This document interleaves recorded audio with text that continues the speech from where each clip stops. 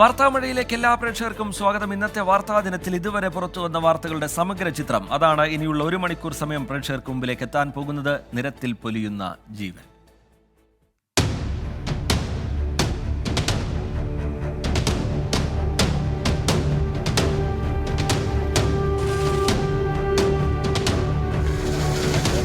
അപകടമേഖലയാണ്. ഒരുപാട് അപകടങ്ങൾ ഉണ്ടായിട്ടുള്ള സ്ഥലമാണ്. 19 ആക്സിഡൻ്റാണ് ഇന്നലെ കഴിഞ്ഞ ദിവസം വരെ റിപ്പോർട്ട് ചെയ്തിരിക്കുന്നത്.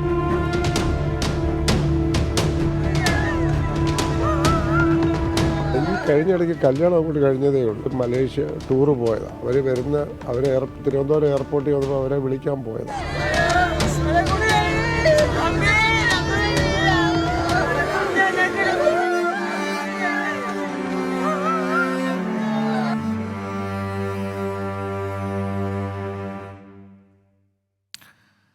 പത്തനംതിട്ട കൂടൽ മുറിഞ്ഞകല്ലിൽ കാർ മിനി ബസ്സുമായി കൂട്ടിയിടിച്ച് നവദമ്പതികളടക്കം 4 പേർക്ക് ദാരുണാന്ത്യം. കാർ യാത്രികരായ ഒരേ കുടുംബത്തിലെ 4 പേരാണ് മരിച്ചത്. ശബരിമല ദർശനം കഴിഞ്ഞ് മടങ്ങുകയായിരുന്ന ഹൈദരാബാദ് സ്വദേശികൾ സഞ്ചരിച്ച ബസ്സും കോന്നി മല്ലശ്ശേരി സ്വദേശികളുടെ കാറുമാണ് കൂട്ടിയിടിച്ചത്.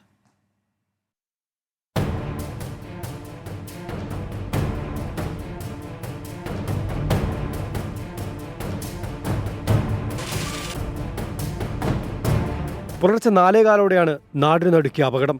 മധുവിധുവിനായി മലേഷ്യയ്ക്ക് പോയ ദമ്പതികളെ തിരുവനന്തപുരം അന്താരാഷ്ട്ര വിമാനത്താവളത്തിൽ നിന്നും കൂട്ടിമടങ്ങുകയായിരുന്നു കോന്നി മല്ലശ്ശേരി സ്വദേശികൾ.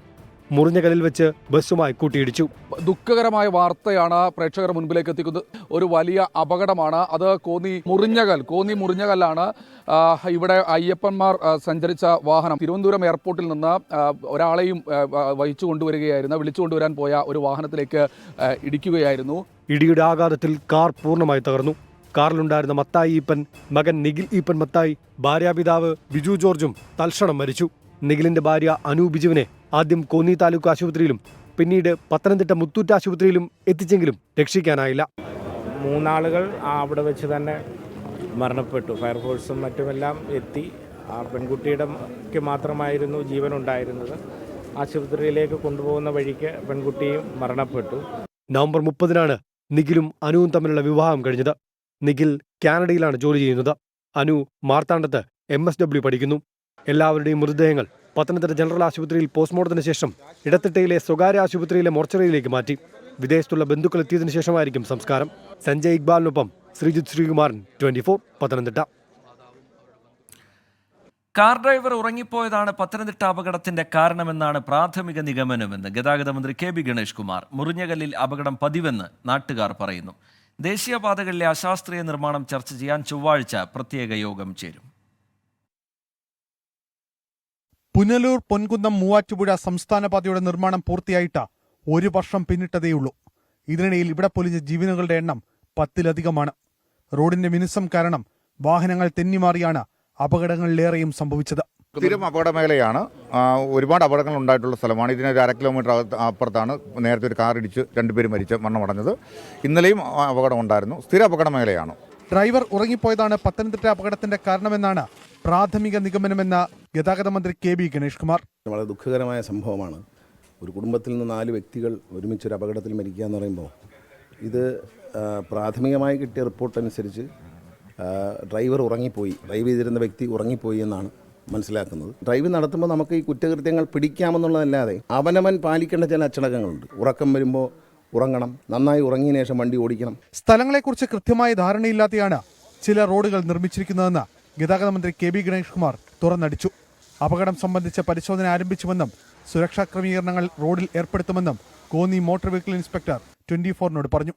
ഡിപ്പാർട്ട്മെന്റിലെ ഉന്നതാധികാരികളും ബഹുമാനപ്പെട്ട മന്ത്രിയുമൊക്കെ ആയിട്ട് ആലോചിച്ചിട്ട് വേണ്ട വിധമായ നടപടികൾ കൈക്കൊള്ളുന്നതായിരിക്കും. തീർച്ചയായിട്ടും അന്വേഷണത്തിലേക്ക് കടക്കുകയാണ്. ഉടൻ തന്നെ അതിന്റെ പ്രാഥമിക നടപടികൾ ഇപ്പോൾ തന്നെ പൂർത്തിയാകും. വിശദമായ റിപ്പോർട്ട് ബഹുമാനപ്പെട്ട ട്രാൻസ്പോർട്ട് കമ്മീഷണർക്ക് RTO മുഖേന സമർപ്പിക്കുന്നതായിരിക്കും. പത്തനംതിട്ട ജില്ലയിലൂടെ കടന്നുപോകുന്ന ദേശീയപാതകളിൽ 3 സംസ്ഥാന പാതകളിൽ 9 സ്ഥലങ്ങളിലാണ് അപകട മേഖലകളായി കണക്കാക്കിയിരിക്കുന്നത്.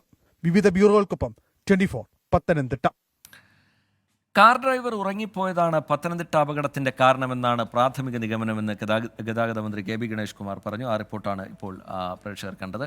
വർഷങ്ങളോളം നീണ്ട പ്രണയം വിവാഹത്തിലേക്കെത്തി. എന്നാൽ ജീവിതം തുടങ്ങും മുമ്പേ മടങ്ങേണ്ടി വന്നു നിഖിലിനും അനുവിനും. 2 ആഴ്ച മുമ്പായിരുന്നു ഇരുവരുടെയും വിവാഹം. മലേഷ്യയിൽ മധുവിധു കഴിഞ്ഞ് മടങ്ങും വഴിയാണ് വാഹനാപകടം ജീവൻ കവർന്നത്.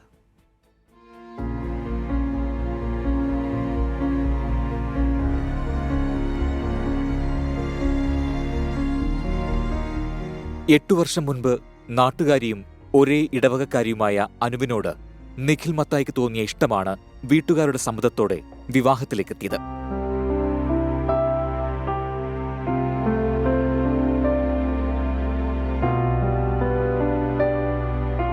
കഴിഞ്ഞ മാസം 30-നായിരുന്നു വിവാഹം. ദിവസങ്ങൾക്കുള്ളിൽ നവദമ്പതികൾ ജീവിതത്തിലെ തങ്ങളുടെ ഏറ്റവും സുന്ദര മുഹൂർത്തത്തിന് സാക്ഷിയാകാൻ മലേഷ്യയിലേക്ക് വിമാനം കയറി. അവർ വിവാഹത്തിന് ശേഷം അറിയാൻ കഴിഞ്ഞത് ട്രിപ്പ് പോയിട്ട് തിരികെ വരികയാണ്. മകൻ്റെ പിതാവും മകളുടെ പിതാവും ഇവർ രണ്ടുപേരും കൂടിയാണ് വിളിക്കാൻ വേണ്ടി പോയത്. തിരിച്ചെത്തിയതിനു ശേഷം മതി നാട്ടിലെ വിരുന്നുകളെന്നായിരുന്നു ഇവരുടെ തീരുമാനം. ഇന്ന് രാവിലെ കുമ്പഴയിലെ ഒരു ബന്ധുവീട്ടിൽ വിരുന്നിനു പോകാനിരിക്കെയാണ് അപ്രതീക്ഷിത മടക്കം.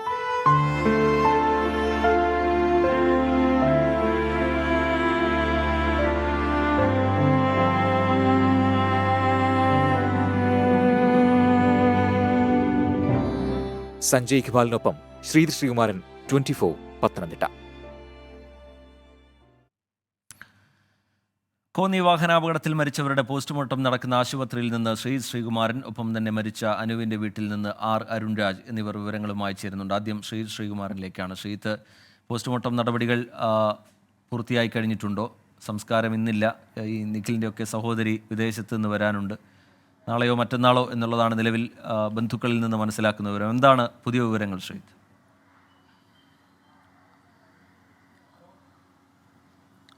പോസ്റ്റ്മോർട്ടം നടപടിക്രമങ്ങളെല്ലാം ടിക്കറ്റ് പൂർത്തിയായി കഴിഞ്ഞു. അത് ഏതാണ്ട് ഒരു 15 മിനിറ്റ് മുമ്പാണ് ഏറ്റവും അവസാനം അനുവിൻ്റെ മൃതദേഹമാണ് പോസ്റ്റ്മോർട്ടം നടപടിക്രമങ്ങൾ കഴിഞ്ഞ് ഈ ബൊംബെയിൽ മോർച്ചറിയിലേക്ക് സ്വകാര്യ ആശുപത്രി ഇടത്തട്ടയിലെ മോർച്ചറിയിലേക്ക് മാറ്റിയിരിക്കുന്നത്. അല്പസമയം മുൻപ് ഇവിടെ കുറേയധികം ആളുകൾ തിങ്ങി നിറഞ്ഞു നിൽക്കുകയായിരുന്നു. അവരെല്ലാവരും തന്നെ നിറകണ്ണീരുകളോടെ ഈ 4 പേർക്കും വിട നൽകി. ഇതുകൂടാതെ ബിജു, ഈ അനുവിൻ്റെ പിതാവ് ബിജു ഈ ആശുപത്രിയിലൊരു സെക്യൂരിറ്റി ജീവനക്കാരനായിരുന്നു. അദ്ദേഹം എക്സ് മിലിറ്ററി കൂടിയാണ്. അദ്ദേഹത്തിന് ഇവിടെ ഏതാണ്ട് ഒരു 10 മിനിറ്റോളം തൊട്ടപ്പുറത്ത് ജീവനക്കാരുടെ ആദരാഞ്ജലി അർപ്പിക്കാൻ പൊതുദർശനത്തിന് വെക്കുന്നൊരു സാഹചര്യമുണ്ടായി. എന്തായാലും മൃതദേഹങ്ങളെല്ലാം ഇപ്പോൾ ആശുപത്രിയിലേക്ക് മാറ്റിയിട്ടുണ്ട്. 4 പേരുടെയും മൃതദേഹങ്ങൾ ഇപ്പോൾ ഇടത്തട്ടയിലെ സ്വകാര്യ ആശുപത്രി മോർച്ചറിയിലാണ് സൂക്ഷിച്ചിട്ടുള്ളത്. സ്വാഭാവികമായി ഇവരുടെ ബന്ധുക്കൾ, ഇനിയും വിദേശത്തുള്ള ബന്ധുക്കളൊക്കെ തിരിച്ചു വരാനുണ്ട്. അത് ഒരു സഹോദരി മാത്രമല്ല, അച്ഛൻ്റെയും അമ്മയുടെയും ഒക്കെ ബന്ധുക്കൾ വരാനുണ്ട്. സ്വാഭാവികമായി അത് വന്നതിന് ശേഷം മാത്രമേ ഒരു തീരുമാനമെടുക്കുകയുള്ളൂ. നാളെയോ മറ്റന്നാളോ എന്ന കാര്യത്തെക്കുറിച്ചൊരു അന്തിമ തീരുമാനം വൈകിട്ട് മാത്രമേ പറയാൻ കഴിയുകയുള്ളൂ. എന്തായാലും കണ്ണീരോടുകൂടി അവർ ഈ മോർച്ചറിയിൽ നിന്ന് പോസ്റ്റ്മോർട്ടത്തിന് ശേഷം അവരുടെ മൃതദേഹങ്ങൾ മടങ്ങിയിരിക്കുകയാണ്. ഇടത്തട്ടയിലെ മൊബൈൽ ഫ്രീസറിൽ ഇപ്പോൾ സൂക്ഷിച്ചിരിക്കുകയാണ്. ശരി, ശ്രീകുമാരൻ വിവരങ്ങൾ നൽകുകയായിരുന്നു. അരുൺരാജ് കൂടി നമുക്കൊപ്പം ചേരുന്നുണ്ട്. അരുൺരാജ്, ഈ നിഖിലിൻ്റെയും അനുവിൻ്റെയും വർഷങ്ങൾ നീണ്ട പ്രണയമാണ്. അതിനുശേഷം 2 ആഴ്ച മുമ്പാണ് ഈ വിവാഹം നടക്കുന്നത്. ആ നാട് മുഴുവൻ ആ വിവാഹത്തിൽ പങ്കെടുത്ത് സന്തോഷത്തോടുകൂടി ആഘോഷത്തോടുകൂടി ആ ചടങ്ങിൻ്റെ ഭാഗമായി അവർക്ക് ആശംസയൊക്കെ നേർന്ന് മടങ്ങിയ ആളുകളാണ്, നാട്ടുകാരാണ്. അവർക്ക് ഈ വാർത്ത, ഇപ്പോൾ വന്ന വാർത്ത ഉൾക്കൊള്ളാൻ കഴിയുന്നില്ല. അതിൻ്റെ വേദന അവിടെ പ്രകടവുമാണ്. എന്താണ് അനുവിൻ്റെ വീട്ടിൽ നിന്ന് പങ്കുവയ്ക്കാൻ കഴിയുന്ന വിവരങ്ങൾ?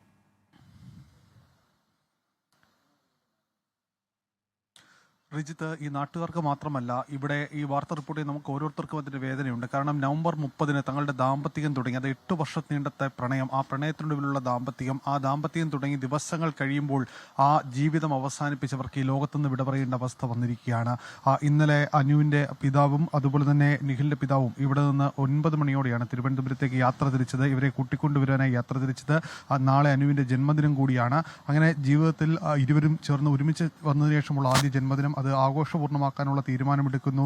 ക്രിസ്മസ് അടക്കം വലിയ ആഘോഷത്തിലേക്ക് കൊണ്ടുവരാനുള്ള തീരുമാനമൊക്കെ എടുത്ത് വീട്ടിലടക്കത്തിൻ്റെ ഒരുക്കങ്ങളെല്ലാം ക്രമീകരിച്ചതിൻ്റെ ഇടയിലാണ് ഇത്തരമൊരു ദുരന്തം ഈ വീട്ടിലേക്ക് എത്തുന്നത്. അതിൻ്റെ ഞെട്ടലിലാണ് വീട്ടുകാർ, അതിൻ്റെ ആഘാതത്തിലാണ് ഈ വീട്ടുകാരും നാട്ടുകാരുമെല്ലാം. അവർക്കാർക്കും ഇപ്പോഴും അത് വിശ്വസിക്കാൻ കഴിയുന്നില്ല. കാരണം അത്രത്തോളം ആ വീട്ടിലോട് ഇഴുകിച്ചേർന്ന ഈ നാട്ടുകാരോട് അത്രത്തോളം അടുപ്പമുണ്ടായിരുന്ന വ്യക്തികളാണ് നിഖിലും അനുവും. കാരണം ഈ സമീപത്ത് തന്നെയായിരുന്നു ഇരുവരും ഒരുമിച്ച് താമസിച്ചത്. പിന്നീടാണ് മറ്റൊരു വീട്ടിലേക്ക് നിഖിൽ മാറുകയും പിന്നീട് കല്യാണം കഴിയുകയും ചെയ്തത്. എന്തായാലും ആ ജീവിതം ഒടുവിൽ ഇത്തരത്തിലായതിൻ്റെ വേദന ഈ നാട്ടുകാർക്കെല്ലാം ഉണ്ട്. നമുക്ക് ഈ ദൃശ്യങ്ങളിലടക്കം കാണാം. ക്രിസ്മസിന് വേണ്ടിയുള്ള ഒരുക്കങ്ങൾ, കല്യാണത്തിൻ്റെ എല്ലാ ഒരുക്കങ്ങൾ കഴിഞ്ഞ് ആ ക്രിസ്മസിൻ്റെ ഒരുക്കങ്ങൾ കൂടി ഈ വീട്ടിലേക്ക് തുടങ്ങുന്നു.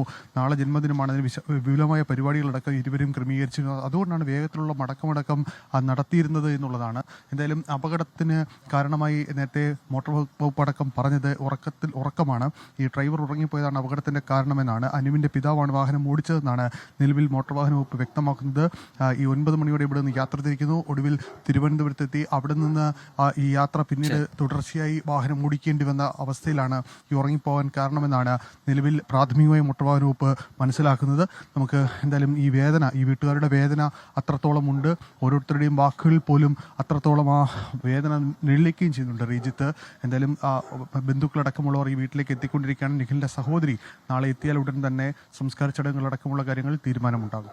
ശരി, അരുൺ രാജ വീട്ടിൽ നിന്നുള്ള വിവരങ്ങൾ പങ്കുവെക്കുകയായിരുന്നു. ക്രിസ്മസ് ട്രീയൊക്കെ ഒരുക്കി ക്രിസ്മസ് ആഘോഷത്തിനൊക്കെ കാത്തിരുന്ന വീടാണത്. അവിടേക്കാണ് ഈ മരണവാർത്ത താങ്ങാവുന്നതിനും അപ്പുറത്തേക്കുള്ള വളരെ വേദനാജനകമായ വാർത്ത എത്തുന്നത്. അടുത്ത റിപ്പോർട്ടിലേക്ക് നമ്മൾ പോവുകയാണ്. വ്യായാമ കൂട്ടായ്മ മൈക്ക് 7-നെതിരായ വിമർശനത്തിൽ CPIM നിലപാട് തള്ളി INL. CPIM ക്ഷമിക്കണം, ഞാൻ വായിച്ചതിലൊരു പിഴവുണ്ട്, തിരുത്തുകയാണ്. വ്യായാമ കൂട്ടായ്മ മൈക്ക് 7-നെതിരായ വിമർശനത്തിൽ CPIM നിലപാട് തള്ളി INL. CPIM കോഴിക്കോട് ജില്ലാ സെക്രട്ടറി P. മോഹന്റെ പ്രസ്താവന തെറ്റിദ്ധാരണയെ തുടർന്നെന്ന് INL സംസ്ഥാന അധ്യക്ഷൻ അഹമ്മദ് ദേവർകോവിൽ പറഞ്ഞു. മൈക്ക് 7-നെക്കുറിച്ചുള്ള CPIM ആരോപണം തമാശയെന്നായിരുന്നു മുസ്ലിം ലീഗ് MLA TV ഇബ്രാഹിമിന്റെ പ്രതികരണം. പഠിച്ച ശേഷം പ്രതികരിക്കാമെന്ന് മന്ത്രി PA മുഹമ്മദ് റിയാസും പ്രതികരിച്ചു. CPIM-ന്റെയും സമസ്ത AP വിഭാഗത്തിന്റെയും വിമർശനത്തിന് പിന്നാലെ മൈക്ക് 7 കൂട്ടായ്മയെ പിന്തുണയ്ക്കുകയാണ് INL-ഉം മുസ്ലിം ലീഗും. CPIM ആരോപണം തെറ്റിദ്ധാരണ മൂലമെന്ന അഹമ്മദ് ദേവർകോവിൽ. AP സമസ്തയുടെ വിമർശനം മതകാര്യങ്ങൾ മുൻനിർത്തിയെന്നും അഹമ്മദ് ദേവർകോവിൽ പറഞ്ഞു. ഏതെങ്കിലും കൂട്ടായ്മകൾ വളരെ നന്നായി വ്യായാമ പരിശീലനം നടത്തുന്നതിനെ ഒരിക്കലും എതിർക്കപ്പെടേണ്ടതില്ല. അതിനകത്ത് ഒരു ദിവസം അതിൻ്റെ ഉദ്ഘാടനവുമായി ബന്ധപ്പെട്ട് ഞാൻ പോയിരുന്നു. അന്ന് അവിടെ നടന്ന എല്ലാ പരിപാടികളും ഞാൻ വീക്ഷിച്ചതാണ്. ഒരു തരത്തിലുള്ള ജാതി മത ചിന്തകൾക്കും അതീതമായി തന്നെയാണ് അവിടെ അവർ പ്രവർത്തിച്ചു കൊണ്ടിരിക്കുന്നത്. എല്ലാ ജാതി മത വിഭാഗത്തിൽപ്പെട്ട ആളുകളും അതിൽ ഉണ്ട്. CPIM മൈക്ക് 7 കൂട്ടായ്മയെ തള്ളിയെങ്കിലും മന്ത്രി PA മുഹമ്മദ് റിയാസ് തള്ളിയില്ല. പഠിച്ച ശേഷം പ്രതികരിക്കാമെന്ന മുഹമ്മദ് റിയാസ്.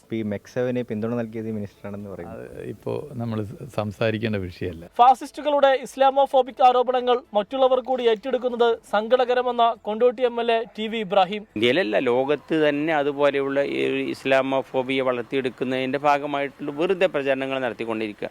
ആ കൂട്ടത്തിൽ പ്രധാനമായും കഴിഞ്ഞ കാര്യങ്ങളിലൊക്കെ ഉണ്ടായിരുന്നത് RSS അതുപോലെ തന്നെ ഫാഷിസ്റ്റ് സംഘടനകളും ലോകത്ത് ക്യാപിറ്റലിസ്റ്റ് സയോണിസ്റ്റ് സംഘടനകളുമായി ഉണ്ടായിരുന്നത്. പക്ഷേ ഇപ്പോൾ അത് മറ്റുള്ളവർ കൂടി ഏറ്റെടുക്കുന്നു എന്നുള്ളത് വളരെ സങ്കടകരമാണ്. 2022 ആരംഭിച്ച വ്യായാമ കൂട്ടായ്മ അതിവേഗം വളർന്നതാണ് ദുരൂഹതകൾക്ക് ഇടയാക്കിയത്. മൈക്ക് 7-ന് പിന്നിൽ പോപ്പുലർ ഫ്രണ്ടും ജമാഅത്തെ ഇസ്ലാമിയും പ്രവർത്തിക്കുന്നു എന്നാണ് ആരോപണം. ആരോപണങ്ങളെ മൈക്ക് 7 അധികൃതർ തള്ളിയിരുന്നു. 24 മലപ്പുറം. മൈക്ക് 7 വിവാദത്തിൽ മലക്കം മറിഞ്ഞ് CPIM കോഴിക്കോട് ജില്ലാ സെക്രട്ടറി P. മോഹനൻ. മൈക്ക് 7 വ്യായാമ കൂട്ടായ്മയെ എതിർക്കേണ്ട കാര്യം CPIM-നില്ല. മൈക്ക് 7-നെ ഹൈജാക്ക് ചെയ്യാൻ ശ്രമിച്ചതാണ് ചൂണ്ടിക്കാട്ടിയത്. നുഴഞ്ഞുകയറ്റക്കാർക്കെതിരെ പൊതുജന ജാഗ്രത വേണമെന്നാണ് പറഞ്ഞതെന്നും P. മോഹനൻ പറഞ്ഞു. മൈക്ക് 7-നെ സംബന്ധിച്ച് ഞാനൊന്നും പറഞ്ഞിട്ടില്ല, CPIM ഒന്നും പറഞ്ഞിട്ടില്ല. ഇവിടെ വസ്തുതകൾ വഴിതിരിച്ചു വിടരുത്. മൈക്ക് 7 ഏതാനും വർഷങ്ങൾക്ക് മുമ്പ്, ഒരു 10-12 വർഷങ്ങൾക്ക് മുമ്പ് ആരംഭിച്ച ജീവിതശൈലി രോഗങ്ങൾക്കെതിരായ ഒരു കരുതലെന്നുള്ള നിലയിൽ ആരംഭിച്ച ഒരു വ്യായാമ കൂട്ടായ്മയാണ്. അതിനെ എതിർക്കേണ്ട കാര്യം ഞങ്ങൾക്കില്ലല്ലോ. എന്നാൽ ചൂണ്ടിക്കാണിച്ച കാര്യം അത് ഒരു പൊതുവേദിയാണ്. അതുപോലുള്ള പൊതുവേദികളിലും പൊതു ഇടങ്ങളിലും സമീപകാലത്ത് അപൂർവം ചിലയിടത്ത് ജമാഅത്തെ ഇസ്ലാമി, SDPI, സംഘപരിവാർ ഇതുപോലുള്ള മതരാഷ്ട്രവാദികളും മതമൗലികവാദികളും വർഗീയ ചിന്ത പ്രചരിപ്പിക്കുന്നവരും എല്ലാം നുഴഞ്ഞു കയറിയിട്ട് ഇതിനെ ഹൈജാക്ക് ചെയ്ത് അവരുടെ വർഗീയ മതരാഷ്ട്രവാദ പ്രചരണത്തിന് മറയായി ഉപയോഗിക്കാൻ ുള്ള അത്തരം പരിശ്രമങ്ങൾക്കെതിരായി പൊതുസമൂഹം ജാഗ്രത പുലർത്തണം. ഇതാണ് നമ്മുടെ പോയിന്റ്. അല്ലാതെ മൈക്ക് 7-നെ സംബന്ധിച്ചൊന്നും ഞങ്ങൾ ആക്ഷേപം ഉന്നയിച്ചിട്ടില്ലല്ലോ. അഭിജിത്ത് മുഴക്കുന്ന വിവരങ്ങളുമായി ചേരുന്നുണ്ട് കോഴിക്കോട്ട്. അഭിജിത്ത്, ഈ വിവാദത്തിൽ അല്പം മയപ്പെടുന്നുണ്ടോ CPIM? എന്താണെന്ന് P. മോഹനൻ പറഞ്ഞത്? ടി.കെ. മെക്സവനെതിരായ വാർത്തകളെല്ലാം പൊതുജനമധ്യത്തിലേക്ക് എത്തുന്നത് തളിപ്പറമ്പിൽ പി. മോഹനൻ നടത്തിയ ഒരു പ്രസംഗത്തിലൂടെയാണ്. പിന്നീട് കഴിഞ്ഞ ദിവസം 24-മായി സംസാരിക്കുമ്പോഴും ഇതേ നിലപാട് പി. മോഹനൻ ആവർത്തിച്ചു. പക്ഷേ ഇന്നിപ്പോൾ തൻ്റെ മുൻ നിലപാടിൽ നിന്നെല്ലാം മലക്കമറിയുകയാണ് പി. മോഹനൻ ചെയ്യുന്നത്. മെക്സവനെതിരെ അല്ല താൻ ഇത്തരത്തിലുള്ള ഒരു നിലപാടെടുത്തത്. തൻ്റെ ആരോപണങ്ങൾ മെക്സവൻ എന്ന വ്യായാമ പരിശീലന കൂട്ടായ്മയ്ക്കെതിരെ അല്ല എന്നാണ് അദ്ദേഹം ഇന്ന് മാധ്യമങ്ങളെ കാണുമ്പോൾ വ്യക്തമാക്കുന്നത്. ഇത്തരം സംഘടനകളുടെ ഇടയിലേക്ക് ചില ശക്തികൾ നുഴഞ്ഞു കയറുന്നുണ്ട്. ആ ശക്തികൾക്കെതിരായ ജാഗ്രതാ നിർദ്ദേശമാണ് അല്ലെങ്കിൽ അത്തരത്തിലുള്ള ഒരു മുന്നറിയിപ്പാണ് താൻ നൽകിയത്. അല്ലാതെ അതിൽ കവിഞ്ഞ് ഈ സംഘടനയ്ക്കെതിരെ താൻ ഒന്നും പറഞ്ഞിട്ടില്ല എന്നാണ് പി. മോഹനൻ വ്യക്തമാക്കാൻ ശ്രമിക്കുന്നത്. ഏറ്റവും പ്രധാനപ്പെട്ട കാര്യം, പി. മോഹനന്റെ ഈ പ്രസ്താവന കഴിഞ്ഞ ദിവസങ്ങളിൽ പുറത്തു വന്നതിന് പിന്നാലെ അതിനെതിരെ പാർട്ടിക്കകത്ത് തന്നെ ചില വിമർശനങ്ങളൊക്കെ ഉയർന്നിരുന്നു. കാരണം പ്രാദേശികമായി പലപ്പോഴും CPIMന്റെ നേതാക്കൾ തന്നെ, ഏരിയ സെക്രട്ടറി ഉൾപ്പെടെയുള്ളവർ ഈ മെക്സവന്റെ ഭാഗമായി ഇത്തരം വ്യായാമ പരിശീലനങ്ങളിൽ പങ്കെടുക്കാറുണ്ട്. അതിനാൽ തന്നെ ഇത് തങ്ങൾക്കു തന്നെ തിരിച്ചടിയാകുമോ എന്നുള്ളൊരു വിലയിരുത്തൽ CPMനകത്തുണ്ടായിരുന്നു. ഒപ്പം ഇന്ന് മുഹമ്മദ് റിയാസ് ഇതുമായി ബന്ധപ്പെട്ട പ്രതികരണം ചോദിച്ചപ്പോൾ അദ്ദേഹം ഇതിൽ നിന്ന് ഒഴിഞ്ഞു മാറിയിരുന്നു. കാരണം മെക്സവനുമായി ബന്ധപ്പെട്ട ഒരു പരിപാടി ഉദ്ഘാടനം ചെയ്തത് മുഹമ്മദ് റിയാസ് ആണ് എന്നുള്ളൊരു കാര്യം മെക്സവന്റെ സംഘാടകർ തന്നെ വെളിപ്പെടുത്തിയതാണ്. ഏതായാലും എല്ലാത്തിനും ഒടുവിൽ ഇന്ന് ഇതിൽ തന്റെ നിലപാടിൽ നിന്ന് മലക്കം മറിയുകയാണ് പി. മോഹനൻ. താൻ ചില ജാഗ്രതാ നിർദ്ദേശം മാത്രമാണ് നൽകിയത്. സംഘപരിവാർ, ജമാഅത്തെ ഇസ്ലാമി, പോപ്പുലർ ഫ്രണ്ട് തുടങ്ങിയ സംഘടനകൾ ഇതിന്റെ ഭാഗമായി നുഴഞ്ഞു കയറാൻ ശ്രമിക്കുന്നു എന്നുള്ള ഒരു മുന്നറിയിപ്പ് മാത്രമാണ് താൻ നൽകിയത് എന്ന് വ്യക്തമാക്കാൻ ശ്രമിക്കുകയാണ് പി. മോഹനൻ. ശരി, അഭിജിത്ത് മുഴക്കുന്ന് കോഴിക്കോട്ട് നിന്ന് വിവരങ്ങൾ നൽകുകയായിരുന്നു. കോതമംഗലം നീണ്ടപാറയിൽ കാട്ടാന തള്ളിയിട്ട പനമരം വീണ് മരിച്ച എഞ്ചിനീയറിംഗ് വിദ്യാർത്ഥി ആൻമേരിയുടെ മൃതദേഹം പോസ്റ്റ്മോർട്ടത്തിന് ശേഷം ജന്മനാടായ തൃശൂരിലേക്ക് കൊണ്ടുപോയി. വൈകിട്ടാണ് സംസ്കാരം നടക്കുക. കാട്ടാന ശല്യം തടയാൻ ഫെൻസിംഗ് സംവിധാനം അടിയന്തരമായി സ്ഥാപിക്കണമെന്നാവശ്യപ്പെട്ട് നാട്ടുകാർ പ്രതിഷേധിച്ചു. ആൻമേരിയുടെ അപ്രതീക്ഷിത വിയോഗത്തിന്റെ ഞെട്ടലിലാണ് നാട്ടുകാരും ബന്ധുക്കളും. മൃതദേഹം കളമശ്ശേരി മെഡിക്കൽ കോളേജിൽ പോസ്റ്റ്മോർട്ടത്തിന് ശേഷം ബന്ധുക്കൾക്ക് വിട്ടു നൽകി. തൃശൂർ പഴായി പള്ളിയിൽ വൈകിട്ട് 5 മണിയോടെയാണ് സംസ്കാരം. സംസ്കാര ചടങ്ങ് ഇപ്പോഴത്തെ ഇതനുസരിച്ചിട്ട് 5 മണിക്ക് പാഴായി പള്ളിയിൽ വെച്ച് നടത്താനാണ് ഉദ്ദേശിക്കുന്നത്. അത് നമ്മുടെ പുതുക്കാട് അടുത്തുള്ള ഒരു പള്ളിയാണ്. അവർ അവിടെയാണ് ഇപ്പോൾ താമസിക്കുന്നത്. പാലക്കാടാണ് അവർ താമസിക്കുന്നത്. എന്നാലും ഇവിടെ അവർക്ക് വീടുണ്ട്. അപ്പോൾ 2 വർഷം കഴിഞ്ഞ റിട്ടയർമെന്റ് ആയി അവിടെ താമസിക്കാനുള്ള ഒരു പ്ലാനിലായിരുന്നു ചേട്ടനും ചേച്ചിയും. നീണ്ടപാറ മേഖലയിലെ കാട്ടാന ശല്യത്തിന് ശാശ്വത പരിഹാരം വേണമെന്നാണ് നാട്ടുകാരുടെ ആവശ്യം. ഫെൻസിംഗ് ഉൾപ്പെടെ സ്ഥാപിക്കുന്നത് വേഗത്തിലാക്കണമെന്നാവശ്യപ്പെട്ട് ഫോറസ്റ്റ് ഓഫീസിന് മുന്നിൽ പ്രതിഷേധം സംഘടിപ്പിച്ചു.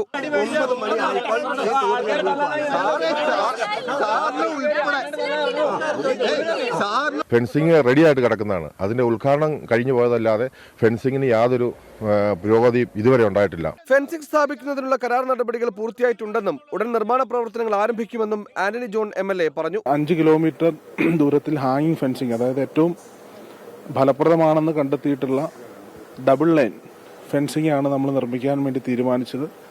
അപ്പോൾ അതിന്റെ നിർമ്മാണ പ്രവർത്തനം ഈ ആഴ്ച ആരംഭിക്കാൻ വേണ്ടിയിരിക്കുകയാണ്. ഇനിയൊരു ജീവൻ അപകടത്തിലാവുന്നതിന് മുന്നേ തന്നെ നീണ്ടപാറ മേഖലയിലെ കാട്ടാന ശല്യം പരിഹരിക്കുന്നതിനാവശ്യമായ നടപടികൾ സ്വീകരിക്കണമെന്നാണ് ഇവിടുത്തെ ആളുകളുടെ ആവശ്യം. അതല്ലെങ്കിൽ പ്രതിഷേധം ശക്തമാകുമെന്നും നാട്ടുകാർ മുന്നറിയിപ്പ് നൽകുന്നു. ക്യാമറമാൻ ഹരീഷിനൊപ്പം നീണ്ടപാറയിൽ നിന്ന് എബിൻ ജോസ്, 24. തൃശൂരിൽ വസ്ത്രവ്യാപാരശാലയിൽ വൻ തീപിടുത്തം. ശക്തൻ ബസ് സ്റ്റാൻഡിന് സമീപം പ്രവർത്തിക്കുന്ന സൂര്യ സിൽക്സിലാണ് തീപിടുത്തമുണ്ടായത്. ഫയർഫോഴ്സ് എത്തി തീ അണച്ചിട്ടുണ്ട്. സൂരജ് സജി ചേരുന്നുണ്ട് വിവരങ്ങളുമായി തൃശ്ശൂരിൽ നിന്ന്. സൂരജ്, എന്താണ് ഈ തീപിടുത്തത്തിന് കാരണം എന്നത് സംബന്ധിച്ചൊരു വ്യക്തതയിലേക്ക് വരുന്നുണ്ടോ? നാശനഷ്ടങ്ങളുടെ കണക്ക്, അങ്ങനെയുള്ള വിവരങ്ങൾ എങ്ങനെയാണ് സൂരജ്?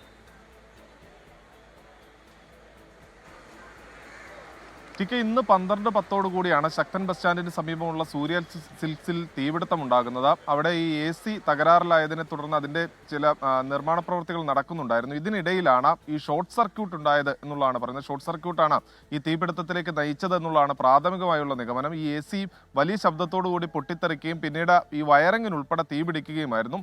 പിന്നീട് ഫയർഫോഴ്സിന് ലഭിച്ച വിവരത്തിന്റെ അടിസ്ഥാനത്തിൽ തൃശ്ശൂരിൽ നിന്ന് 2 യൂണിറ്റ് ഫയർഫോഴ്സ് എത്തി ഏറെ നേരത്തെ ശ്രമകരമായ ദൗത്യത്തിനൊടുവിലാണ് തീ അണച്ചത്. ഈ തുണികളിലേക്ക് ഉൾപ്പെടെ തീ പടരാതിരിക്കുന്നതിന് വേണ്ടിയുള്ള മുൻകരുതൽ ആദ്യമേ തന്നെ ഫയർഫോഴ്സ് സ്വീകരിച്ചിരുന്നു. അതാണ് വലിയ രീതിയിൽ തീ ആളിക്കത്താതെ തീ നിയന്ത്രണ വിധേയമാക്കുന്നതിന് സാധിച്ചത്. എന്തായാലും തീ പൂർണ്ണമായും അണച്ചിട്ടുണ്ട് എന്നുള്ളതാണ് ഫയർഫോഴ്സ് വ്യക്തമാക്കുന്നത്. നിലവിൽ ഈ സ്ഥാപനത്തിനകത്തുള്ള പുക ഉൾപ്പെടെ പുറത്തു കളയുന്നതിന് വേണ്ടിയുള്ള ശ്രമമാണ് ഇപ്പോൾ ഫയർഫോഴ്സ് നടത്തിക്കൊണ്ടിരിക്കുന്നത്. നാശനഷ്ടം അതിനുശേഷം മാത്രമായിരിക്കും കണക്കാക്കുക.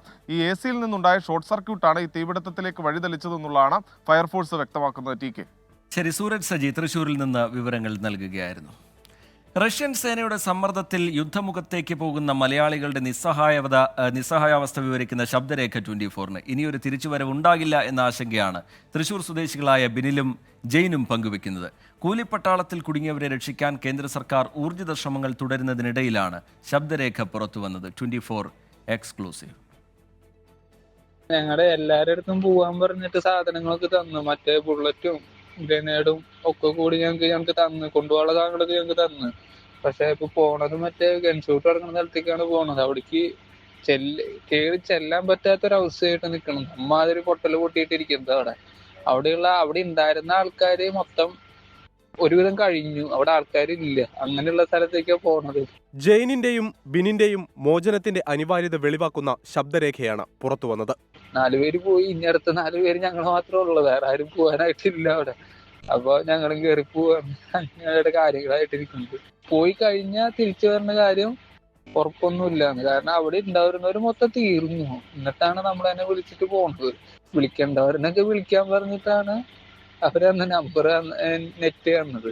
കൂടുതൽ സൈനിക വിന്യാസത്തോടെ യുദ്ധം ശക്തമാക്കുകയാണ് റഷ്യ. ഇതിന്റെ ഭാഗമായാണ് ഇരുവരെയും ഫ്രണ്ട് ലൈൻ ഫൈറ്റേഴ്സ് ആക്കാൻ നീക്കം തുടങ്ങിയത്. യുദ്ധത്തിന് പോകാൻ സജ്ജരായിരിക്കാൻ റഷ്യൻ സൈന്യം നിർദ്ദേശം നൽകി. യുദ്ധത്തിൽ കടന്നാക്രമിക്കാൻ തീരുമാനിച്ചതിനാൽ ബങ്കറുകളിൽ നിന്നും മാറി യുദ്ധഭൂമിയിൽ മുന്നേറാനാണ് റഷ്യൻ പട്ടാളം നൽകിയിരിക്കുന്ന നിർദ്ദേശം.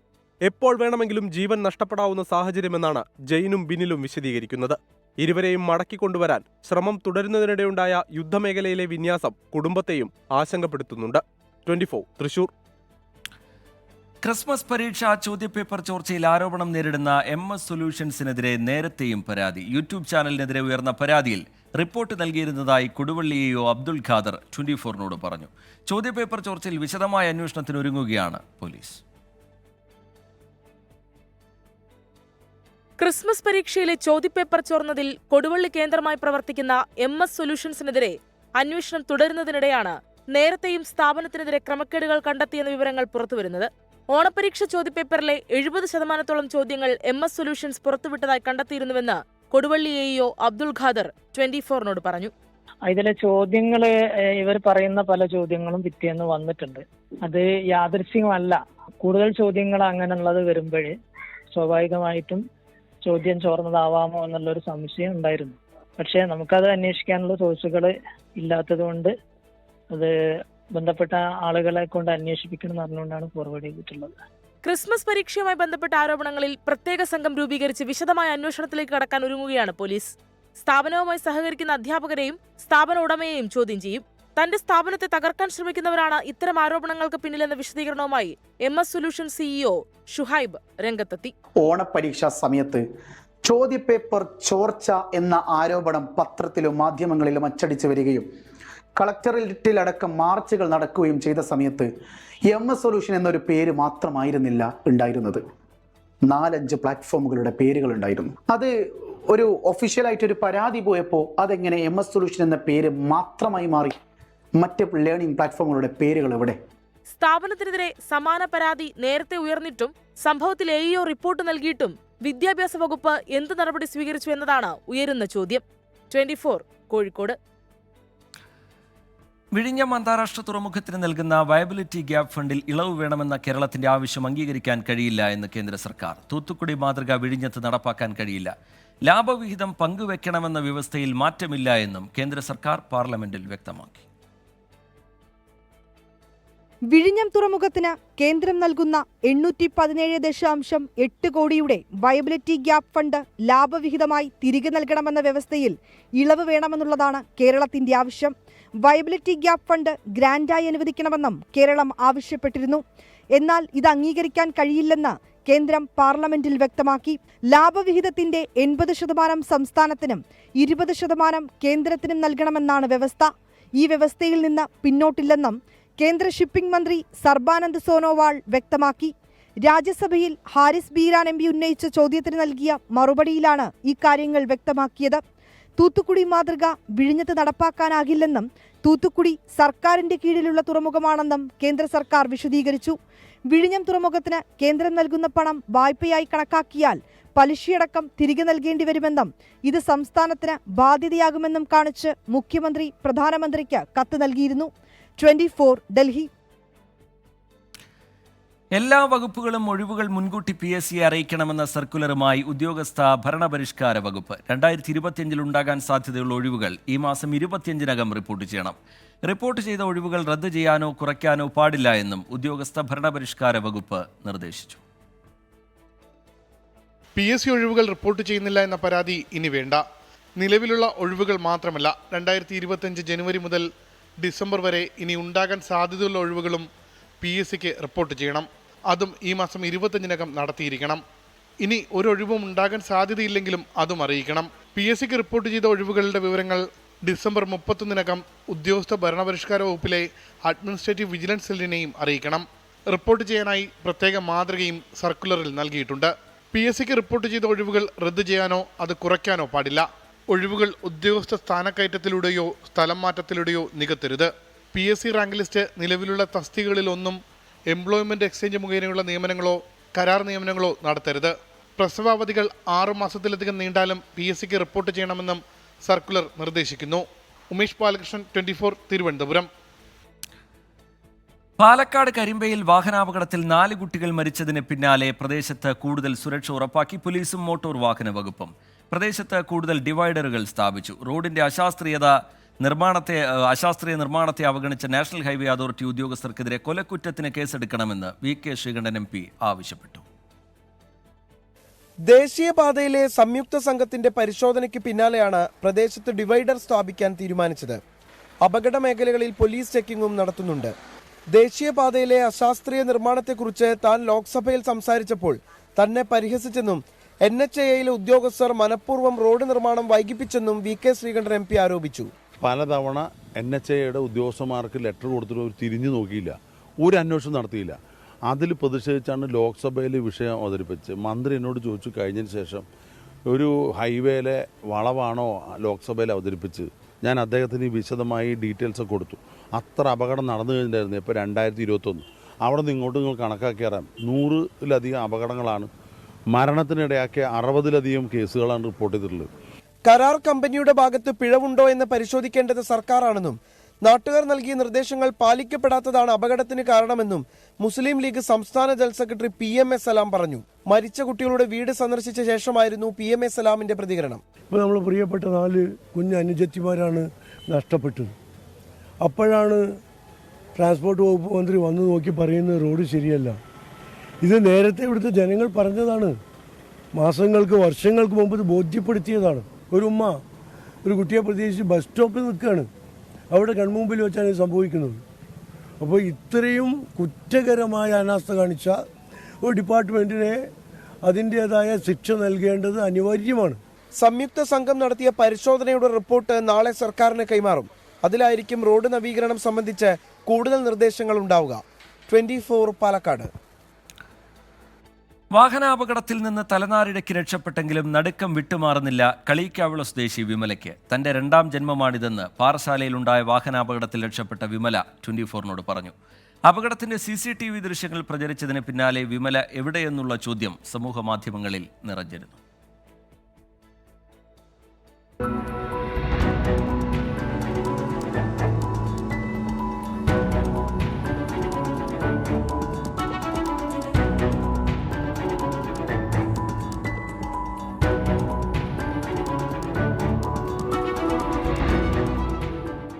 മരണം മുന്നിൽ കണ്ട ജീവിതത്തിലെ നിർണായക നിമിഷങ്ങൾ. വിമലയ്ക്കിപ്പോഴും ആ നിമിഷങ്ങൾ ഭയപ്പെടുത്തുന്ന ഓർമ്മയാണ്. 2015 വിമലയുടെ പിതാവ് വാഹനാപകടത്തിൽ മരിച്ചത് ഇതേ സ്ഥലത്തു വെച്ചായിരുന്നു. ഇക്കഴിഞ്ഞ വെള്ളിയാഴ്ച വിമലയും ജീവൻ നഷ്ടമാകുമായിരുന്ന അപകടത്തെ നേരിൽ കണ്ടു.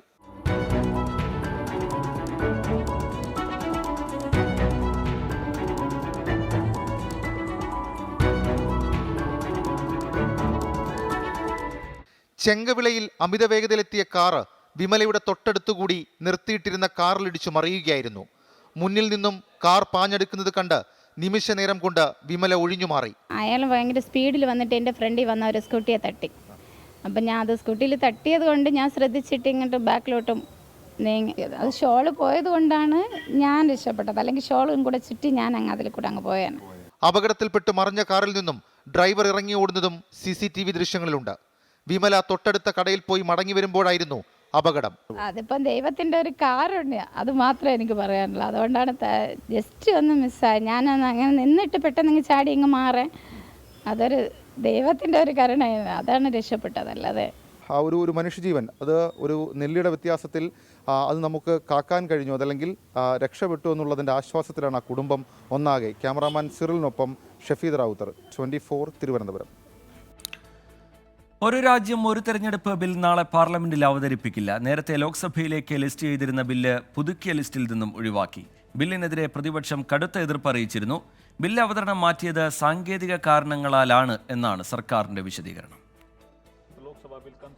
ഒരു രാജ്യം ഒരു തെരഞ്ഞെടുപ്പുമായി ബന്ധപ്പെട്ട 2 ബില്ലുകൾ നിയമമന്ത്രി അർജുൻ റാം മേഘ്വാൾ നാളെ ലോക്സഭയിൽ അവതരിപ്പിക്കാനായിരുന്നു നേരത്തെ നിശ്ചയിച്ചിരുന്നത്. ലോക്സഭയിലേക്കും സംസ്ഥാന അസംബ്ലികളിലേക്കും ഒരേ സമയം തെരഞ്ഞെടുപ്പ് നടത്തുന്നതുമായി ബന്ധപ്പെട്ട 129ാം ഭേദഗതി ബില്ല്, നിയമസഭകളുള്ള 3 കേന്ദ്രഭരണ പ്രദേശങ്ങളിലെ തെരഞ്ഞെടുപ്പ് ഒരേ സമയം നടത്തുന്ന ബില്ല് എന്നിവയാണ് നാളെ അവതരിപ്പിക്കാൻ ലിസ്റ്റ് ചെയ്തിരുന്നത്. കരട് ബില്ലുകൾ എംപിമാർക്ക് വിതരണം ചെയ്തിരുന്നു. എന്നാൽ ലോക്സഭാ ബിസിനസിന്റെ പുതുക്കിയ അജണ്ടയിൽ നിന്നും ഈ 2 ബില്ലുകളും ഒഴിവാക്കി. ധനമന്ത്രി നിർമ്മല സീതാരാമന്റെ 2 ധനബില്ലുകളും ഗോവ നിയമസഭയുമായി ബന്ധപ്പെട്ട അർജുൻ റാം മേഘ്വാളിന്റെ ബില്ലുമാണ് പുതിയ പട്ടികയിലുള്ളത്. ഒറ്റഘട്ടമായി തെരഞ്ഞെടുപ്പ് നടത്താൻ നിയമസഭകളുടെ കാലാവധി വെട്ടിച്ചുരുക്കുന്നതടക്കം വ്യവസ്ഥ ചെയ്ത ബില്ല് ജനാധിപത്യ വിരുദ്ധമെന്നും ഫെഡറൽ വ്യവസ്ഥയെ തകർക്കുന്നതെന്നും ചൂണ്ടിക്കാട്ടി പ്രതിപക്ഷ പാർട്ടികൾ കടുത്ത എതിർപ്പ് അറിയിച്ചിട്ടുണ്ട്. ലോക്സഭാ നിയമസഭാ തെരഞ്ഞെടുപ്പുകൾ ഒരേ സമയം നടത്തുന്ന ബില്ലിന് ഭരണഘടനാ ഭേദഗതി ആവശ്യമായതിനാൽ ബില്ല് പാസാക്കാൻ 2/3 ഭൂരിപക്ഷം ആവശ്യമാണ്. നിലവിലെ സാഹചര്യത്തിൽ പ്രതിപക്ഷത്തിന്റെ സഹകരണമില്ലാതെ ബില്ല് പാസാക്കാൻ സർക്കാരിനാകില്ല. ബില്ല് അവതരണം മാറ്റിവെച്ചത് സാങ്കേതിക കാരണങ്ങളാലാണെന്നാണ് സർക്കാർ വൃത്തങ്ങളുടെ വിശദീകരണം. സമവായമുണ്ടാക്കാൻ ബില്ല് സംയുക്ത പാർലമെന്ററി സമിതിക്ക് വിടാനും തയ്യാറെന്നാണ് സർക്കാരിന്റെ നിലപാട്. 24 ഡൽഹി. കേന്ദ്രത്തിനെതിരെ പ്രതിഷേധം ശക്തമാക്കാനൊരുങ്ങി കർഷക സംഘടനകൾ. നാളെ പഞ്ചാബിന് പുറത്ത് ട്രാക്ടർ മാർച്ച് നടത്തും. ഈ മാസം 18-ന് പഞ്ചാബിൽ ട്രെയിനുകൾ തടയുമെന്നും കർഷക സംഘടനകൾ വ്യക്തമാക്കി.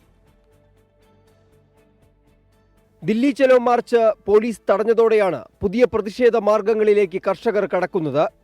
നാളെ പഞ്ചാബിന് പുറത്ത് കൂടുതൽ കർഷകരെ ഉൾപ്പെടുത്തിയുള്ള ട്രാക്ടർ മാർച്ചിലൂടെയാണ് തുടക്കം.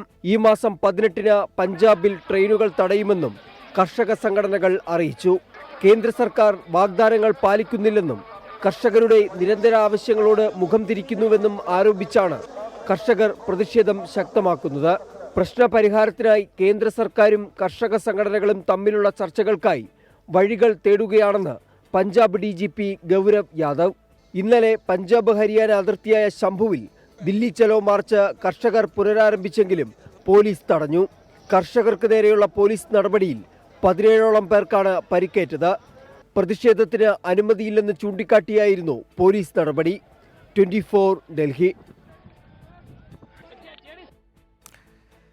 മഹാരാഷ്ട്രയിൽ മന്ത്രിസഭാ വികസനം ഇന്ന്. നാഗ്പൂരിലെ രാജ്ഭവനിൽ വൈകിട്ട് 4 മണിയോടെയാണ് സത്യപ്രതിജ്ഞാ ചടങ്ങുകൾ നടക്കുക. 34 മന്ത്രിമാർ സത്യപ്രതിജ്ഞ ചെയ്ത് അധികാരമേൽക്കും. BJPയിൽ നിന്ന് 14 പേരും ശിവസേനയിൽ നിന്ന് 13ഉം NCPയിൽ നിന്ന് 7 പേരും സത്യപ്രതിജ്ഞ ചെയ്യുമെന്നാണ് സൂചന.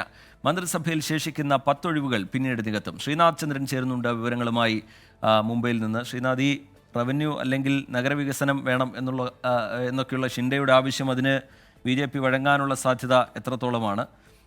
ചടങ്ങുമായി ബന്ധപ്പെട്ട വിവരങ്ങൾ എങ്ങനെ ശ്രീനാഥ്? റിജിത്ത്, ഇക്കഴിഞ്ഞ 5-ാം തീയതിയാണ് മഹാരാഷ്ട്രയിൽ പുതിയ സർക്കാർ അധികാരത്തിൽ വന്നത്. അന്ന് മുഖ്യമന്ത്രിയും 2 ഉപമുഖ്യമന്ത്രിമാരുമാണ് സത്യപ്രതിജ്ഞ ചെയ്തത്.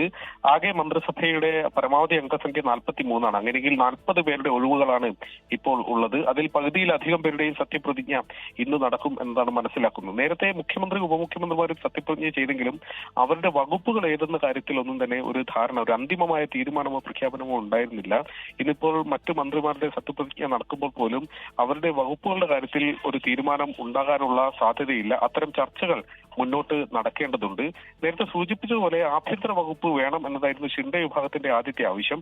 ആ ആവശ്യത്തിൽ നിന്ന് അവർ ഏതാണ്ട് പിന്നോട്ട് പോയിട്ടുണ്ട്. ദേവേന്ദ്ര ഫട്നാവിസിന് തന്നെ ആഭ്യന്തര വകുപ്പ് കിട്ടും. പിന്നീട് നഗരവികസനവും റവന്യൂ വകുപ്പും വേണമെന്നതായിരുന്നു ഷിൻഡെയുടെ ആവശ്യം. അതിൽ റവന്യൂ വകുപ്പ് വിട്ടു നൽകാൻ കഴിയില്ല എന്ന ഉറച്ച നിലപാടിലാണ് BJP പക്ഷെ ഉള്ളത്. അതുകൊണ്ട് ഈ ചർച്ചകൾ യഥാർത്ഥത്തിൽ ഇങ്ങനെ നീണ്ടുപോകാനുള്ള പ്രധാന കാരണം ഈ വകുപ്പുകളെ ചൊല്ലിയുള്ള തർക്കങ്ങളാണ്. കൃഷി, ധനകാര്യം തുടങ്ങിയ വകുപ്പുകളാണ് അജിത് പവാർ ആവശ്യം ആവശ്യപ്പെട്ടിട്ടുള്ളത്. ആ വകുപ്പുകൾ അദ്ദേഹത്തിന് തന്നെ കിട്ടാനുള്ള സാധ്യതയുമുണ്ട്. ഏതാണ്ട് 10ഓളം സീറ്റ് ഒഴിവുകൾ ഈ മന്ത്രിസഭയിൽ സത്യപ്രതിജ്ഞയ്ക്ക് ശേഷവും ഉണ്ടാകും എന്നതാണ് നമ്മൾ മനസ്സിലാക്കുന്നത്. അതൃപ്തരായ പലരും ഈ മുന്നണിക്കകത്തുണ്ട്. അവരെ അക്കോമഡേറ്റ് ചെയ്യണം. അതോടൊപ്പം തന്നെ കൂറുമാറി ആരെങ്കിലും എത്തുമോ എന്നുള്ള കാര്യം പോലും മുന്നണി ഇപ്പോൾ ആലോചിക്കുന്നുണ്ട്. ശരത് പവാർ വിഭാഗത്തിൽ നിന്ന് പോലും ചിലരെയൊക്കെ തന്നെ സമീപിച്ചിട്ടുണ്ട് എന്നതാണ് നമുക്ക് അറിയാൻ വേണ്ടി കഴിയുന്നതും. അങ്ങനെ ആരെങ്കിലും വരുമ്പോൾ അവരെ കൂടി അക്കോമഡേറ്റ് ചെയ്യാൻ ശരി, ശ്രീനാഥ് ചന്ദ്രൻ മുംബൈയിൽ നിന്ന് വിവരങ്ങൾ നൽകുകയായിരുന്നു. ആഭ്യന്തര വകുപ്പ് വേണം എന്നുള്ള ഷിൻഡെയുടെ ആവശ്യത്തോട് BJP ഇതിനോടകം തന്നെ മുഖം തിരിച്ചു കഴിഞ്ഞിട്ടുണ്ട്. പിന്നീട് റവന്യൂ, നഗരവികസനം അടക്കമുള്ള വകുപ്പുകൾ വേണം എന്ന ആവശ്യം മുന്നോട്ട് വെച്ചിട്ടുണ്ട്. അത് അംഗീകരിക്കാനുള്ള സാധ്യത എത്രത്തോളമാണ് എന്നുള്ളതൊക്കെ നമുക്ക് വരും മണിക്കൂറുകളിൽ വ്യക്തമാവുകയും ചെയ്യും. ശ്രീനാഥ് ചന്ദ്രൻ അതിൻ്റെ വിശദാംശങ്ങൾ പങ്കുവയ്ക്കുകയായിരുന്നു മുംബൈയിൽ നിന്ന്. രക്ഷാപ്രവർത്തനത്തിന് കേന്ദ്ര സർക്കാർ പണം ആവശ്യപ്പെട്ട സംഭവത്തിൽ പ്രതിഷേധം ശക്തമാക്കി സംസ്ഥാന സർക്കാർ. കേന്ദ്ര നടപടി ഹൈക്കോടതിയെ അറിയിക്കും. സംസ്ഥാനത്തിന് പണം നൽകാൻ കഴിയാത്ത സാഹചര്യം കേന്ദ്രത്തെ അറിയിക്കുമെന്ന് റവന്യൂ മന്ത്രി കെ രാജൻ പറഞ്ഞു. കേന്ദ്രം അപഹസിക്കുകയാണെന്ന് ധനമന്ത്രി KN ബാലഗോപാലും പ്രതികരിച്ചു. രക്ഷാപ്രവർത്തനത്തിന് കേന്ദ്രം പണം ആവശ്യപ്പെട്ട സംഭവം കോടതിയിൽ ചോദ്യം ചെയ്യാനാണ് സർക്കാർ നീക്കം. കേരളത്തിന് ലഭിക്കേണ്ട അർഹമായ സഹായം പോലും നൽകാതെ പണം ചോദിച്ചത് കോടതിയിൽ ചൂണ്ടിക്കാട്ടും. ധനസഹായം സംബന്ധിച്ച ഹർജി വെള്ളിയാഴ്ച പരിഗണിക്കുമ്പോൾ വിവരം ഹൈക്കോടതിയെ ധരിപ്പിക്കാനാണ് തീരുമാനം. ഒപ്പം കേരളത്തിന്റെ ധനസ്ഥിതിയിൽ പണം നൽകാനാകില്ലെന്ന വിവരം കേന്ദ്രത്തെ രേഖാമൂലം അറിയിക്കും. പ്രത്യേകിച്ച് ഇങ്ങനെ കേരളത്തിനോടൊരു നടത്തിയ മനുഷ്യത്വരഹിതമായിട്ടുള്ള നിലപാട് കേന്ദ്രത്തെയും കേരളത്തിലെ ഹൈക്കോടതിയെയും അറിയിക്കും. കേരളത്തിന് സഹായം ചെയ്യുന്നില്ലെന്ന് മാത്രമല്ല, അപഹസിക്കുന്നതാണ് കേന്ദ്ര നിലപാടെന്ന് ധനമന്ത്രി KN ബാലഗോപാൽ. കേന്ദ്രം ഫണ്ട് അനുവദിക്കാത്തത് പുനരധിവാസ പ്രവർത്തനങ്ങളെ ബാധിക്കില്ലെന്നും ധനമന്ത്രി. വാസ്തവത്തിൽ കേരളത്തിന് സഹായം ചെയ്യുന്നില്ല എന്ന് മാത്രമല്ല, കേരളത്തിലെ ജനങ്ങളെ അപഹസിക്കുന്ന തരത്തിലേക്ക്, കളിയാക്കുന്ന തരത്തിലേക്ക് ഉള്ള സമീപനമാണ് കേന്ദ്ര ഗവൺമെന്റിന്റെ ഭാഗത്തുനിന്നുണ്ടാകുന്നതെന്ന് പറയേണ്ടി വരും. വിഷയത്തിൽ UDF-നെ വിമർശിച്ച മന്ത്രി മുഹമ്മദ് റിയാസ് രംഗത്തെത്തി. എല്ലാവരും ഒന്നിച്ചു നിൽക്കേണ്ട പ്രശ്നമാണ്. മുസ്ലിം ലീഗിനും കോൺഗ്രസിനും എന്താണ് ഒന്നിച്ചു നിൽക്കാൻ തടസ്സമെന്നും മന്ത്രി PA മുഹമ്മദ് റിയാസ്. പ്രധാനമന്ത്രി വന്ന് വൈകാരികമായി സംസാരിച്ചു പോയതാണ്. 4 മാസം കഴിഞ്ഞു, കാലണ നമുക്ക് കിട്ടിയിട്ടില്ല. അത് ശരിയാണോ? നമ്മൾ നെഞ്ചത്ത് കൈവച്ച് നമ്മൾ ഓരോരുത്തരും ചർച്ച ചെയ്യേണ്ട വിഷയമല്ലേ? രക്ഷാദൌത്യത്തിന് പണം ആവശ്യപ്പെട്ട കേന്ദ്ര നടപടി രാഷ്ട്രീയ ചർച്ചയാക്കാനാണ് സർക്കാർ നീക്കം. 24 തൃശൂർ. സംസ്ഥാന കോൺഗ്രസിൽ നേതൃമാറ്റം ഉണ്ടാകില്ലെന്ന് AICC സംഘടനാ ജനറൽ സെക്രട്ടറി KC വേണുഗോപാൽ. പുനഃസംഘടനാ ചർച്ചകൾ നടക്കുന്നില്ല എന്നും നിലവിലെ നേതൃത്വവുമായി മുന്നോട്ടു പോകുമെന്നും KC വേണുഗോപാൽ വ്യക്തമാക്കി. പാലക്കാട് തെരഞ്ഞെടുപ്പ് വിജയത്തിന് പിന്നാലെ ഉയർന്ന പുനഃസംഘടനാ ചർച്ചകൾക്കിടയിലാണ് KC വേണുഗോപാലിന്റെ പ്രതികരണം. എവിടെയെങ്കിലും കൂടിയാലോചന കുറവുണ്ടെങ്കിൽ അതൊക്കെ അങ്ങോട്ടും ഇങ്ങോട്ടും സംസാരിച്ച് തീർക്കാനുള്ള ഒരു സിസ്റ്റം ഇന്ന് കേരളത്തിലെ കോൺഗ്രസിനുണ്ട്. അത് ചെയ്യുകയും ചെയ്യും. പിന്നെ ആരായാലും പരസ്യവേദിയിലേക്ക് പോയി കോൺഗ്രസിൻ്റെ അഭിപ്രായ വ്യത്യാസങ്ങൾ പുറത്തു പറയുന്നത് പാർട്ടിക്ക് ഗുണപരമായ കാര്യമല്ല. അത് അനുവദിക്കാനും പ്രയാസമുണ്ട്. അത് എല്ലാവരും അതിൽ നിന്ന് പിന്തിരിയണമെന്നാണ് എനിക്ക് പറയാനായിട്ടുള്ളത്. കോൺഗ്രസ് നേതാക്കന്മാർ, അത് ചെറുതായാലും വലുതായാലും ആരായാലും, കോൺഗ്രസ് നേതൃത്വത്തിലുള്ള ഐക്യജനാധിപത്യ മുന്നണി ഗവൺമെന്റ് അധികാരത്തിൽ വരാനും ഭൂരിപക്ഷം പഞ്ചായത്ത്, മുനിസിപ്പൽ കോർപ്പറേഷൻ ഭരണസമിതികൾ തിരിച്ചുപിടിക്കാനും വേണ്ടിയിട്ടുള്ള വലിയ ആഗ്രഹത്തോടുകൂടി ആത്മാർത്ഥമായിട്ട് പ്രവർത്തിക്കുന്നുണ്ട്. ഗാബ ടെസ്റ്റിൽ ഇന്ത്യക്കെതിരെ ഓസ്ട്രേലിയ ശക്തമായ നിലയിൽ. 2ാം ദിവസത്തെ കളി നിർത്തുമ്പോൾ 7 വിക്കറ്റിന് 407 റൺസ് എന്ന നിലയിലാണ് ആതിഥേയർ. ട്രാവിസ് ഹെഡും സ്റ്റീവ് സ്മിത്തും സെഞ്ചുറി നേടി. ഇന്ത്യക്കായി ജസ്പ്രീത് ബുംറ 5 വിക്കറ്റ് എടുത്തു. സ്പോർട്സ് ഡെസ്കിൽ നിന്ന് അനിൽ വാസുദേവ് വിവരങ്ങളുമായി ചേരുന്നുണ്ട്. അനിൽ, മത്സരം എങ്ങനെയാണ്? റിജിത, ഗാബയിൽ കംഫർട്ടാകുന്ന കങ്കാരുക്കൾ, അതാണ് ഈ 2ാം ദിനത്തെ ഒറ്റ വാക്കിൽ പറയാവുന്നത്. അതായത് 7 വിക്കറ്റ് നഷ്ടത്തിൽ 407 എന്ന തരത്തിലേക്ക് മാറിയിരിക്കുകയാണ് ഓസ്ട്രേലിയ. തുടക്കത്തിൽ ഇന്ന് ആദ്യഘട്ടത്തിൽ തന്നെ 3 വിക്കറ്റിന് 75 റൺസ് എന്ന നിലയിലൊക്കെ തന്നെയായിരുന്നു ഓസ്ട്രേലിയ. അതിനുശേഷം സ്റ്റീവ് സ്മിത്തും ട്രാവിസ് ഹെഡും ഒത്തുചേർന്നതോടുകൂടി ഇന്ത്യയിൽ നിന്ന് മത്സരം കങ്കാരുക്കൾ പിടിക്കുന്ന കാഴ്ചയാണ് കാണുന്നത്. ഇരുവരും സെഞ്ചുറി നേടി. ട്രാവിസ് ഹെഡ് 152 റൺസ് എടുത്തപ്പോൾ സ്റ്റീവ് സ്മിത്തും സെഞ്ചുറി നേടുന്നതാണ് കണ്ടത്. ഇരുവരും ചേർന്ന് 241 റൺസിൻ്റെ പാർട്ട്ണർഷിപ്പാണ് 4ാം വിക്കറ്റിൽ നേടിയത്. ട്രാവിസ് ഹെഡ് 152 റൺസ് എടുത്തപ്പോൾ സ്റ്റീവ് സ്മിത്ത് 101 റൺസാണ് നേടിയത്. അതിനുശേഷം ജസ്പ്രീത് ബുംറ ഒഴികെയുള്ള മറ്റ് ഇന്ത്യൻ ബൗളർമാർക്കൊന്നും കാര്യമായി മത്സരത്തിൽ ഇടപെടാൻ സാധിക്കാത്ത കാഴ്ചയാണ് കണ്ടത്. മുഹമ്മദ് സിറാജും ഒപ്പം തന്നെ നിതീഷ് കുമാർ റെഡ്ഡിയും ഓരോ വിക്കറ്റ് വീഴ്ത്തിയെങ്കിൽ പോലും ജസ്പ്രീത് ബുംറയ്ക്ക് കാര്യമായ പിന്തുണ മറ്റ് ബൗളർമാരൊന്നും തന്നെ കൊടുക്കുന്നില്ല. ഇല്ലെങ്കിൽ ജസ്പ്രീത് ബുംറയുടെ ഒറ്റയാൾ പ്രതിരോധം എന്നത് മാത്രമാണ് ഈ 2ാം ദിനത്തിലും കാണാൻ സാധിച്ചത്. ജസ്പ്രീത് ബുംറ 5 വിക്കറ്റ് വീഴ്ത്തി. ഈ പരമ്പരയിലെ രണ്ടാമത്തെ 5 വിക്കറ്റ് നേട്ടമാണ്. ഒപ്പം തന്നെ കരിയറിലെ 12ാമത്തെ 5 വിക്കറ്റ് നേട്ടം. ഇങ്ങനെ ഇന്ത്യക്ക് ഇനി നാളെ പുലർച്ചെ 5:30ക്കാണ് കളി തുടങ്ങുക. ആ ഘട്ടത്തിൽ ഓസ്ട്രേലിയയുടെ ശേഷിച്ച വിക്കറ്റുകൾ കൂടി എളുപ്പം വീഴ്ത്തി മികച്ച രീതിയിൽ ഇന്ത്യക്കും ബാറ്റ് ചെയ്യേണ്ടിയിരിക്കുന്നു, പരമ്പരയിൽ ഒരു ലീഡിലേക്കൊക്കെ തന്നെ പോകാൻ വേണ്ടി. ശരി, ഇന്ത്യക്കെതിരെ ഓസീസ് ശക്തമായ നിലയിലാണ്. സ്പോർട്സ് ഡെസ്കിൽ നിന്ന് അനിൽ വാസുദേവ് വിവരങ്ങൾ പങ്കുവെക്കുകയായിരുന്നു. ഇനി ശബരിമല വിശേഷങ്ങളിലേക്കാണ് ശരണം സന്നിധാനം. സൈക്കിൾ പ്യൂർ അഗർബത്തി ശരണം സന്നിധാനം സമർപ്പിക്കുന്നത് അഗർബത്തി എന്നാൽ സൈക്കിൾ.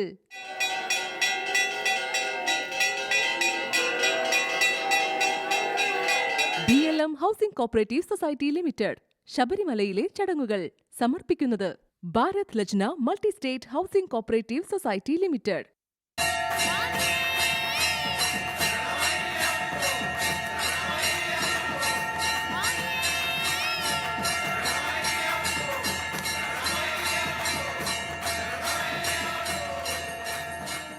വിവാദ പരാമർശം നടത്തിയ അലഹബാദ് ഹൈക്കോടതി ജഡ്ജി ജസ്റ്റിസ് ശേഖർ കുമാർ യാദവിനോട് ഹാജരാകാൻ ആവശ്യപ്പെട്ട് സുപ്രീം കോടതി കൊളീജിയം. മറ്റന്നാൾ നേരിട്ട് ഹാജരാകാനാണ് നിർദ്ദേശം. അതേസമയം ശേഖർ കുമാർ യാദവിനെ പിന്തുണച്ച് ഉത്തർപ്രദേശ് മുഖ്യമന്ത്രി യോഗി ആദിത്യനാഥ് രംഗത്തെത്തി. ചീഫ് ജസ്റ്റിസ് സഞ്ജീവ് ഖന്ന അധ്യക്ഷനായ സുപ്രീം കോടതി കൊളീജിയത്തിന് മുൻപാകെ ഈ മാസം 17-ന് ഹാജരാകാനാണ് നിർദ്ദേശം. അലഹബാദ് ഹൈക്കോടതി ജഡ്ജി ജസ്റ്റിസ് ശേഖർ കുമാർ യാദവിന്റെ വിവാദ പരാമർശത്തിൽ സുപ്രീം കോടതി നേരത്തെ അലഹബാദ് ഹൈക്കോടതിയോട് വിശദീകരണം തേടിയിരുന്നു. പിന്നാലെയാണ് കൊളീജിയത്തിന് മുൻപിൽ ഹാജരാകാൻ നിർദ്ദേശം നൽകിയത്.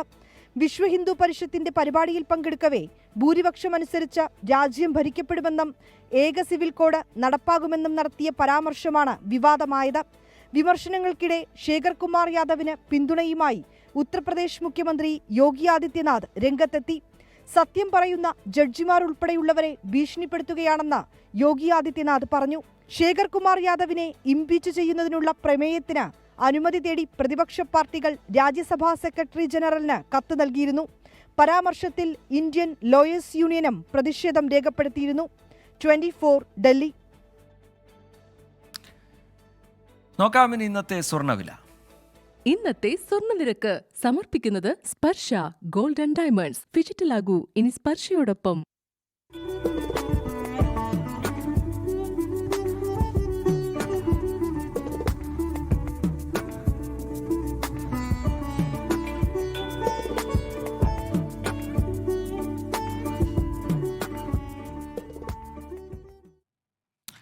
ഇനി കാലാവസ്ഥാ റിപ്പോർട്ട്.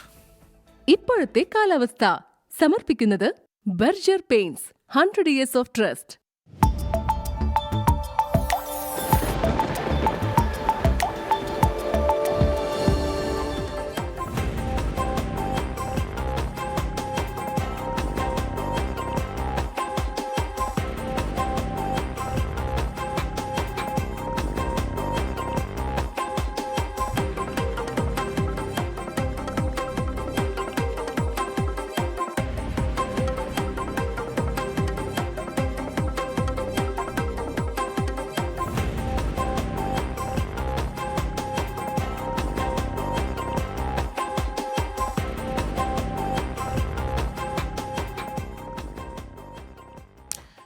കാലാവസ്ഥാ റിപ്പോർട്ടോടുകൂടി വാർത്താ മഴയുടെ സമയം ഇവിടെ പൂർത്തിയാവുകയാണ്.